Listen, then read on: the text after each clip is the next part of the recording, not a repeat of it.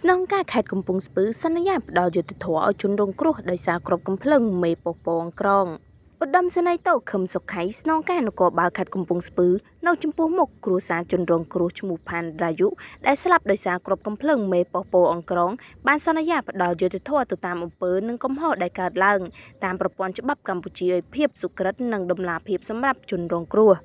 ការសន្យារបស់លោកឧត្តមសេនីយ៍តូខឹមសុខៃក្នុងពេលដឹកនាំមន្ត្រីក្រមអាវ៉ាត់ចូលរួមពិធីបុណ្យសពជនរងគ្រោះឈ្មោះផានរាយុភេទប្រុសអាយុ17ឆ្នាំនៅភូមិព្រៃស្រូលឃុំពោអង្ក្រងស្រុកបោះសិតខេត្តកំពង់ស្ពឺ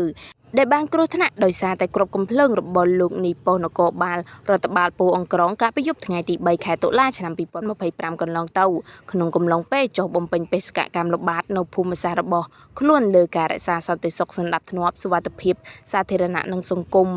ក្នុងនាមជាមន្ត្រីអនុវត្តច្បាប់និងនាមជាប្រធានស្ថាប័នស្នងការនគរបាលខេត្តកំពង់ស្ពឺអធិការដ្ឋានរដ្ឋបាលស្រុកបោះសិតសូមបដិញ្ញាចិត្តថានឹងយកបទពិសោធន៍សម្រាប់ការបំពេញភារកិច្ចរបស់កងកម្លាំងនគរបាលជាទាំងមូលសូមការអធិស្ឋានសុំទោសពីគ្រួសារនិងសន្យាថាផ្ដល់យុត្តិធម៌ជូនក្រុមគ្រួសារសាកសពក្មួយប្រុសផានរាយុទៅតាមអំពើនិងកំហុសដែលកើតឡើងតាមប្រព័ន្ធច្បាប់ព្រះរាជាណាចក្រកម្ពុជាឲ្យបានភាពសុក្រិតដំណាភាពសម្រាប់ជនរងគ្រោះលោកស្នងការប្រកាសធានាថាយុត្តិធម៌ត្រូវតែកើតមានចំពោះសកម្មភាពដែលបង្កឡើងដោយមន្ត្រីប៉ុស្តិ៍នគរបាលប៉ុស្តិ៍ពោអង្ក្រងនៃអធិការដ្ឋាននគរបាលស្រុកបោះសិតនេះនឹងយកជាគំរូសម្រាប់ជាមេរៀនចែករំលែកបន្តទៅតាមបណ្ដាប៉ុស្តិ៍នគរបាលទូទាំងខេត្តកំពង់ស្ពឺទាំង88